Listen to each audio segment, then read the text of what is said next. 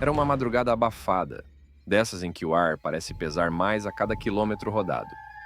Eu estava na BR-135, no trecho deserto entre os estados do Maranhão e Piauí, uma estrada sinuosa que cortava o sertão como uma cicatriz antiga.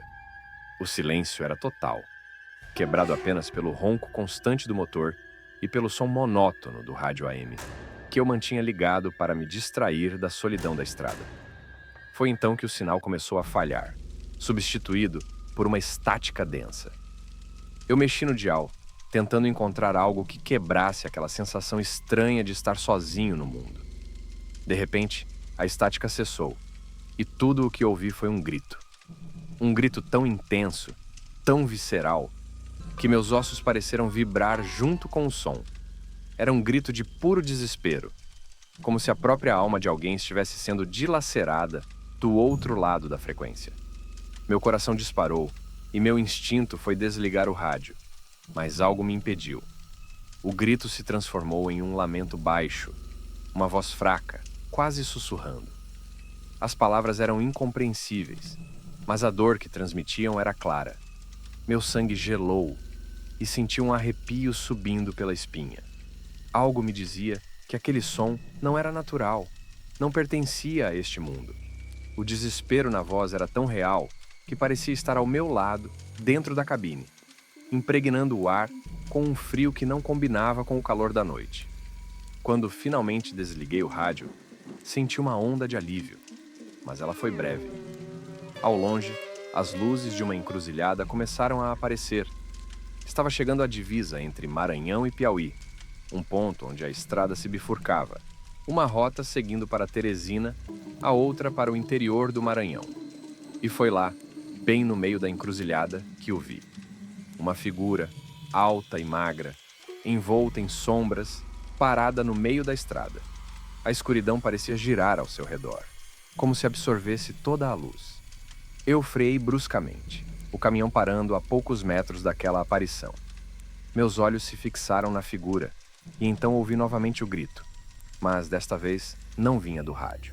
Era ele, ou o que quer que fosse, gritando sem mover os lábios, o som ecoando direto na minha mente. A sensação era insuportável, como se meu próprio espírito estivesse sendo arrancado do meu corpo. Eu queria fugir, acelerar e deixar aquela visão para trás, mas estava paralisado, o olhar preso naquele ser. Foi então que a figura começou a se dissipar, como fumaça levada pelo vento. O grito se transformou em um eco distante, até desaparecer completamente. De repente, eu estava sozinho novamente na estrada, a encruzilhada à minha frente vazia e silenciosa. Não pensei duas vezes.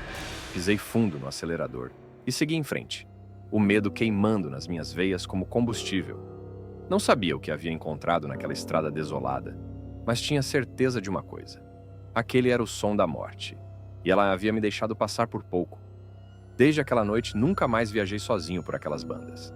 E quando a memória daquele grito volta, ainda sinto o mesmo arrepio, como se a morte estivesse esperando na próxima curva, só esperando a hora certa para me encontrar novamente.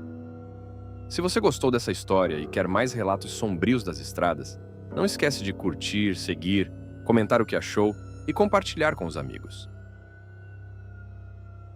3 caminhoneiros amigos de longa data estavam viajando em comboio pela BR-316, transportando uma carga de madeira para o Pará.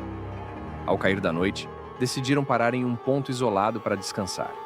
Enquanto estacionavam os caminhões, notaram que os rádios CB começaram a emitir uma estática incomum, um zumbido crescente que não cessava, mesmo com os aparelhos desligados.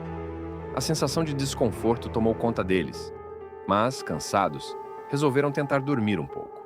Durante o sono, cada um foi atormentado por pesadelos terríveis. Em seu sonho, o narrador se viu dirigindo por uma estrada distorcida e sombria, com árvores que pareciam mãos esqueléticas tentando agarrá-lo. No horizonte, surgiu uma figura alta e encurvada, com olhos brilhando como brasas, que ele reconheceu instantaneamente como o próprio capeta. Zé, um dos caminhoneiros, sonhou que era perseguido por sombras sussurrantes e, ao olhar para trás, viu a figura diabólica rindo. Seu riso reverberando como um trovão. Batista, o mais cético dos três, sonhou que estava preso em um ciclo infinito de dirigir por uma estrada sem fim, com o capeta cada vez mais próximo, até que suas garras atravessaram o vidro do caminhão e agarraram seu pescoço. Eles acordaram ao mesmo tempo, suados e ofegantes, com o som da estática ainda ecoando em suas mentes, embora o rádio estivesse finalmente silencioso. Assustados, ligaram os caminhões e partiram imediatamente, sem trocar palavras. O resto da viagem foi feito em silêncio, cada um perdido em seus próprios pensamentos, tentando esquecer o que havia acontecido. No entanto, as imagens dos pesadelos nunca os deixaram, e o som da estática parecia persegui-los, especialmente à noite. Desde aquele dia, eles adotaram uma regra não dita. Sempre que o rádio chiava em uma frequência estranha, desligavam imediatamente e continuavam a dirigir, sem parar, até estarem sob as luzes de uma cidade. Algo maligno, que se infiltrou em suas mentes, usando os rádios como um portal, espreitava nas margens das estradas escuras. Sabiam que jamais poderiam voltar àquela estrada juntos, pois o que os uniu naquela noite também os separou para sempre, cada um assombrado pela lembrança de que algo na escuridão estava à espera de outra chance para encontrá-los. Era uma noite sem lua, e a estrada parecia se estender infinitamente à minha frente, engolida pela escuridão. Como sempre, o rádio AM era minha única companhia, transmitindo músicas antigas, que se misturavam com o som dos pneus deslizando pelo asfalto.